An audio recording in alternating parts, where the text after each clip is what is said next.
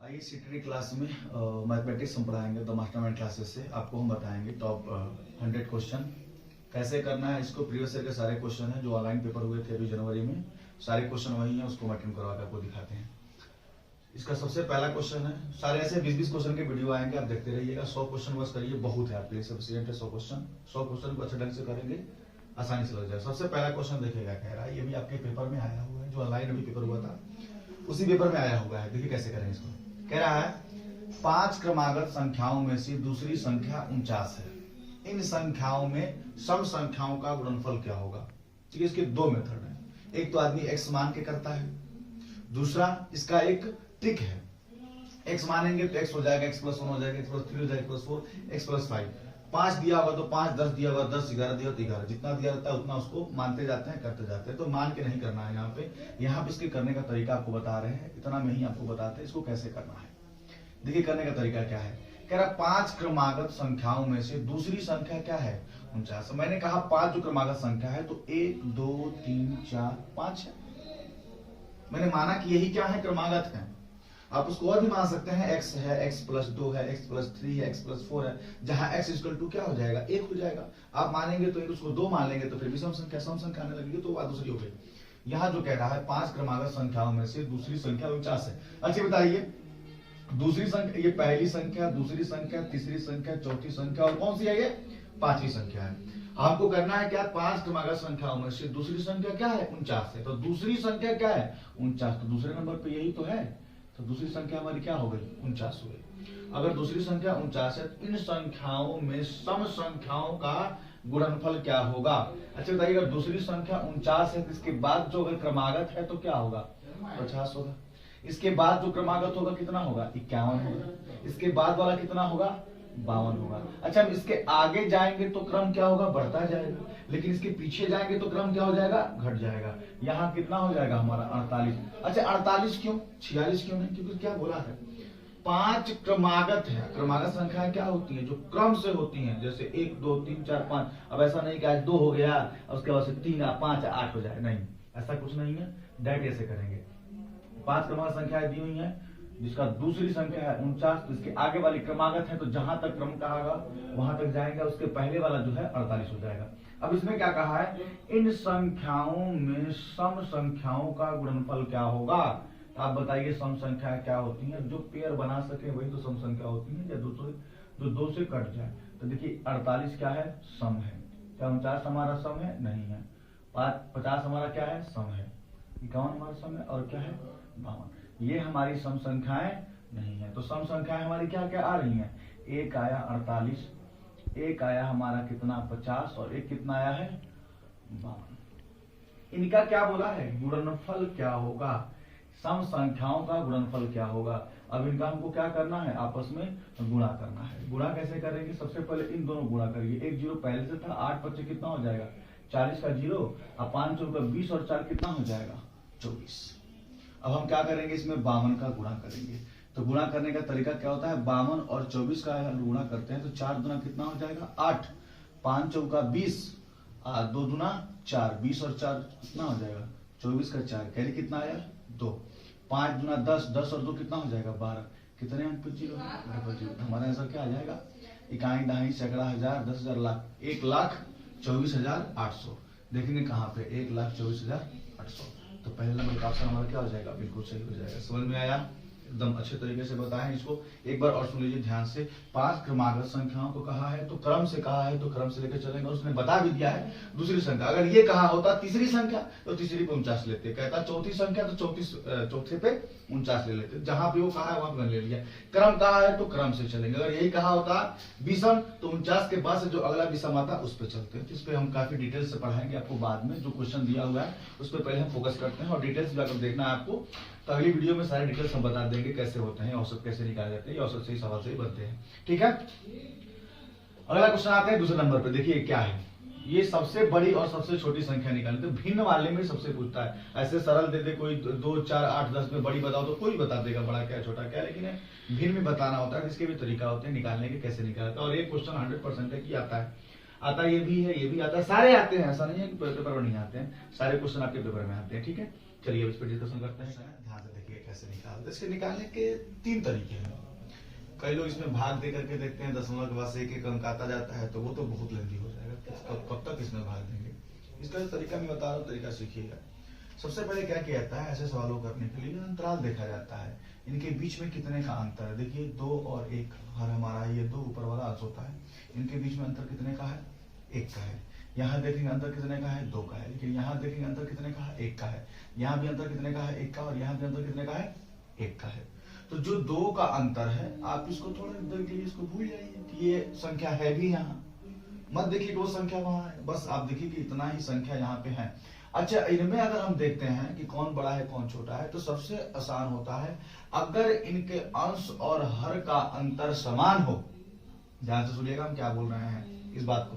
अगर इनके अंश और हर का अंतर समान है, तो जो अंश बड़ा होता है वो सबसे बड़ा होता है, और जो अंश सबसे छोटा होता है वो सबसे छोटा होता है। अच्छा, इनमें हम देखें तो हमारा अंश क्या है सबसे बड़ा, 5/6। इसका मतलब हम ये मान लेंगे कि जो हमारा 5/6 है वो क्या है, बड़ा है, सबसे बड़ा नहीं है, क्योंकि मैंने भी क्या कर दिया है, 1/3 को रोका हुआ है। ठीक है, 1/3 को हटाते हैं तो इनमें सबसे बड़ा क्या रहा है, 5/6। अच्छा देखिए, अगर 1/3 को हम हटाते हैं तो इनमें सबसे छोटा हमारा क्या रहा है, मैंने क्या बोला है, अंश अगर सबसे छोटा तो सबसे छोटा होता है, अंश अगर सबसे बड़ा तो सबसे बड़ा होता है। ये कब होता है, जब इनके अंतर, अंश और हर का अंतर क्या हो, समान।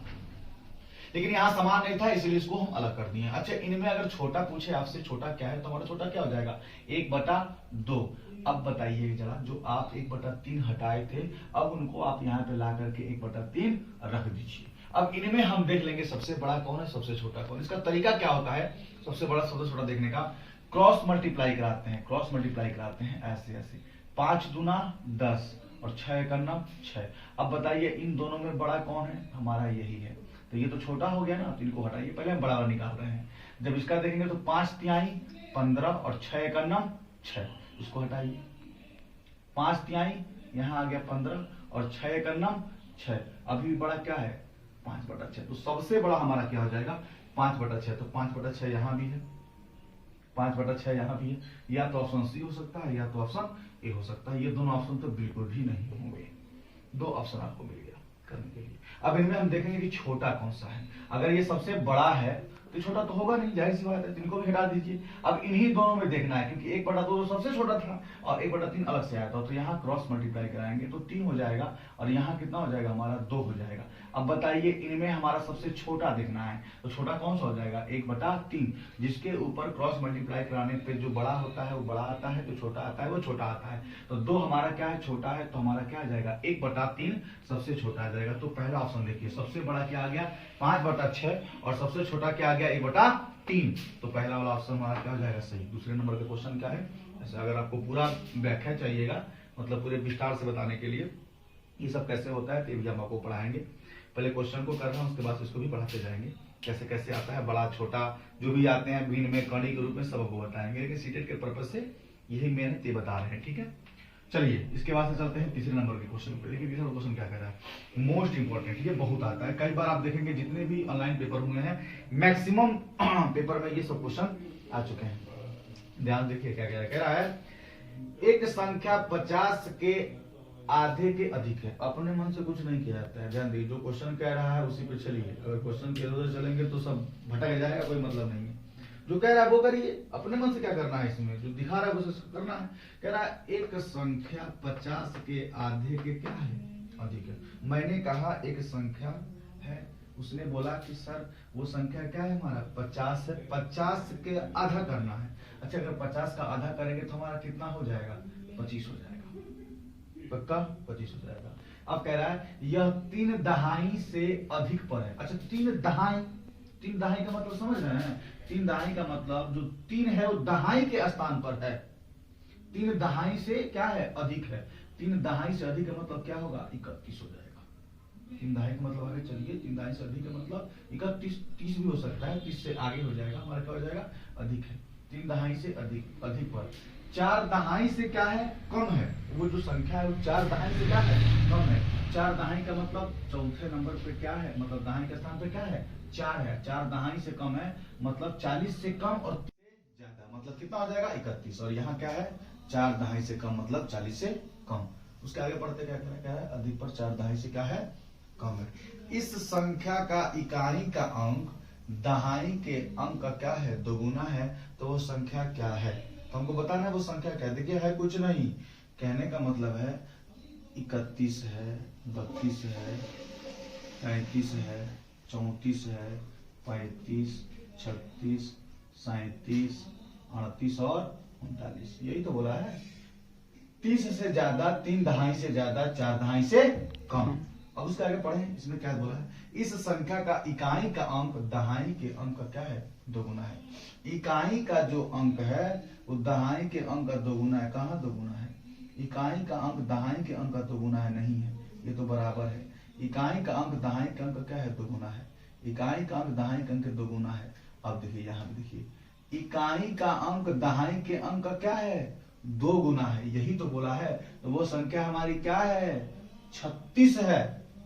देखिए ध्यान से, 36 ही ऐसी संख्या है जो इकाई का अंक दहाई के अंक से क्या है दोगुना है। क्या इन सब में था, नहीं था। तो देखिए हमारा ऑप्शन इसमें 36 कहाँ है, तो सी वाला ऑप्शन हमारा क्या हो जाएगा बिल्कुल सही हो जाएगा। आप चाहे तो ऑप्शन से भी कर सकते थे, ये सब करने की जरूरत नहीं है, बता दिए हैं। आप ऐसे भी अगर देखते तो उसने कहा था कि मतलब क्या है 3 दहाई से अधिक, 3 दहाई से अधिक तो 28 तो होगा ही नहीं, क्योंकि 3 दहाई से अधिक का मतलब हो गया 30 से अधिक, 28 तो वैसे नहीं होगा। और 4 दहाई से कम मतलब 40 से कम।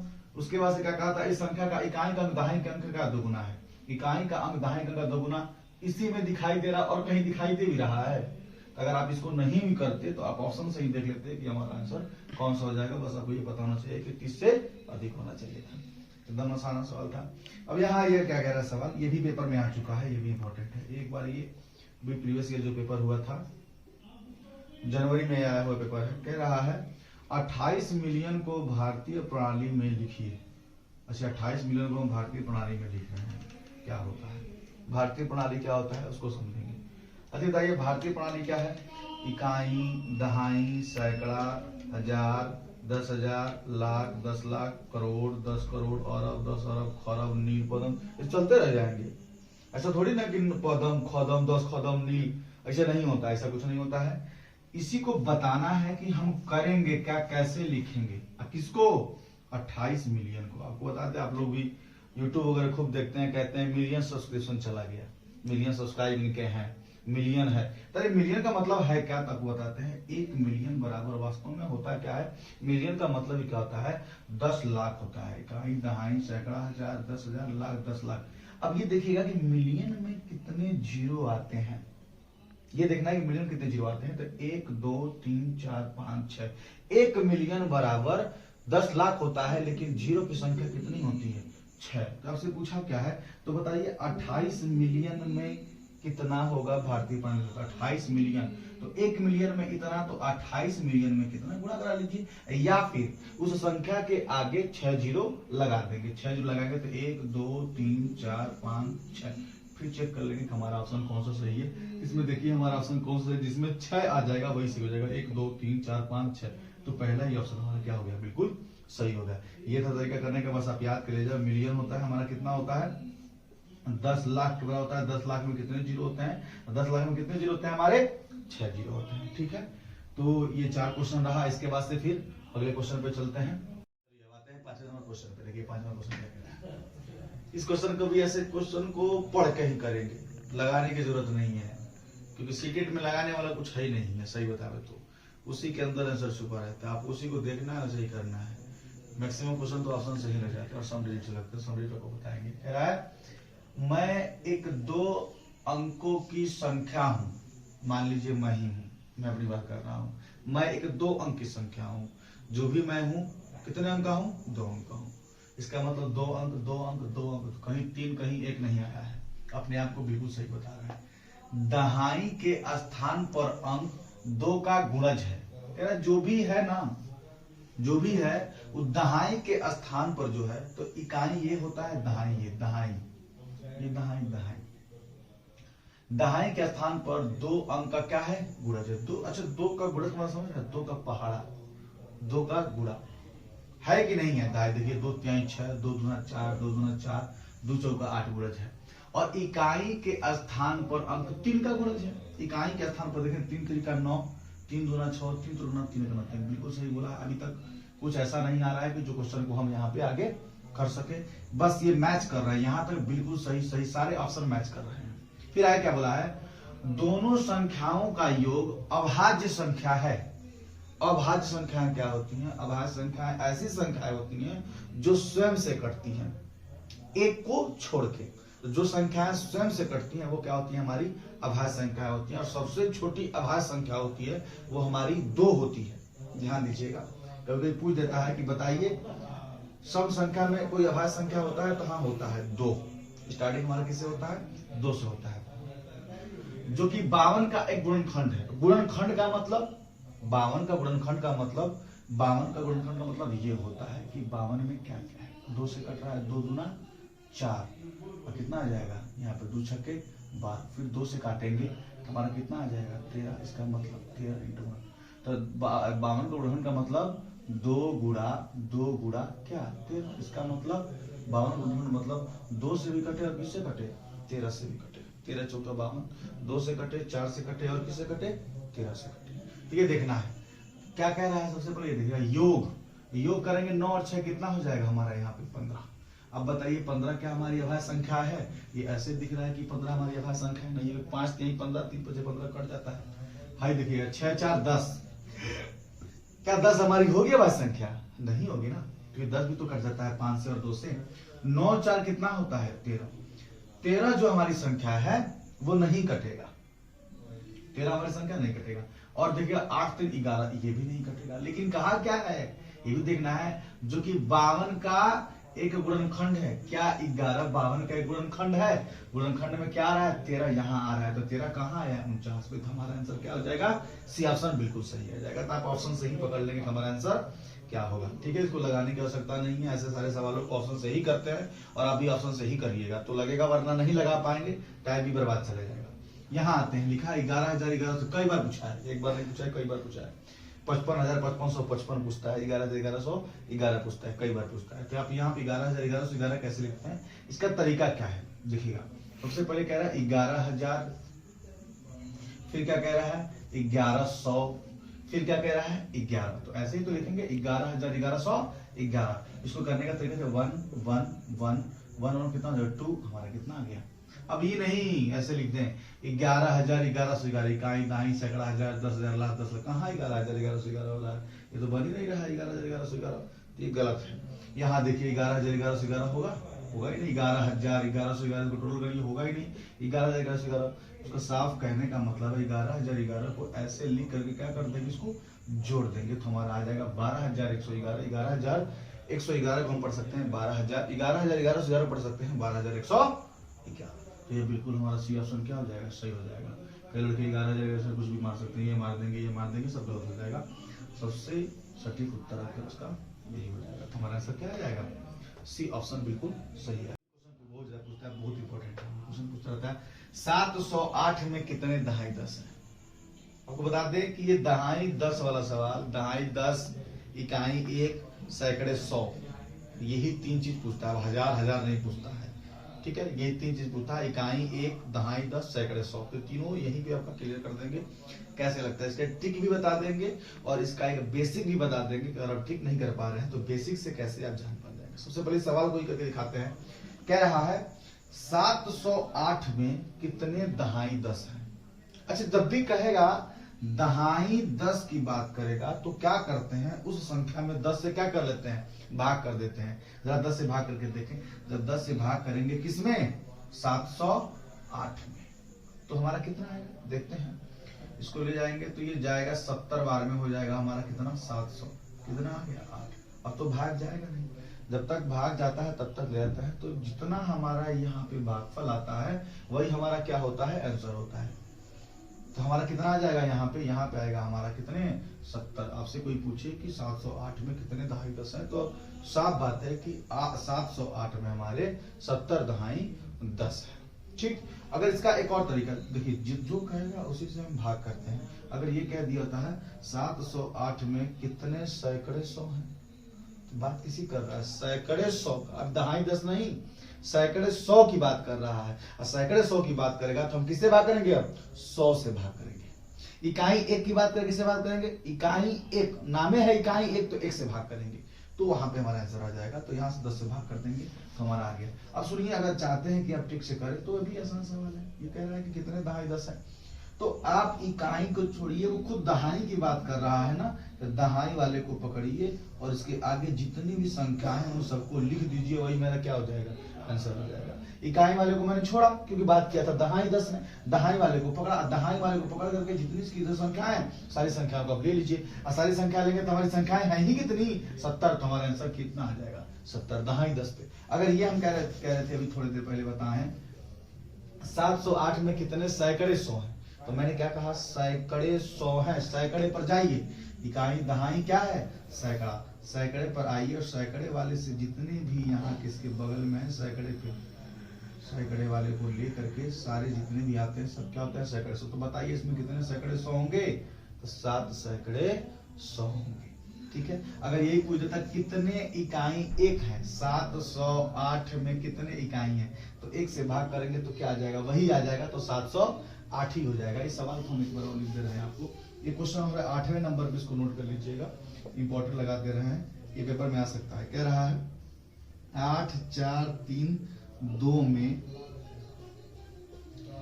कितने सैकड़े 100? आपको बताना है कितने सैकड़े 100। आप खुद बताइए, खुद लगाइए कितने सैकड़े 100, बिना ऑप्शन के भी आप लगा सकते हैं। अभी बताया था ना, इकाई दहाई, सैकड़ा के बाद से जितनी भी संख्याएं होंगी, सैकड़े के बाद से नहीं, सैकड़े वाले को लेकर के, बाद से नहीं, सैकड़े वाले को लेकर के जितनी भी संख्याएं होंगी हमारी क्या हो जाएंगी? सैकड़े 100 हो जाएंगे। तो कितनी हो जाएंगी यहाँ पे? 84। तो हमारा आंसर क्या आ जाएगा? 84। अगर इसी में पूछ दिया होता कि दहाई 10 कितने हो जाएंगे, आप खुद बताइए। अगर इसमें ये पूछा होता कितने दहाई 10 है, तो आप क्या बताते? तो इकाई दहाई, दहाई पर से ले लीजिए, ये हमारे क्या रहते हैं? दहाई 10, 843 दहाई 10 हो जाते हैं। ठीक है, तो अब यहाँ तक रखते हैं, अब आगे पढ़ाएंगे नेक्स्ट वीडियो में। ठीक है, बाय।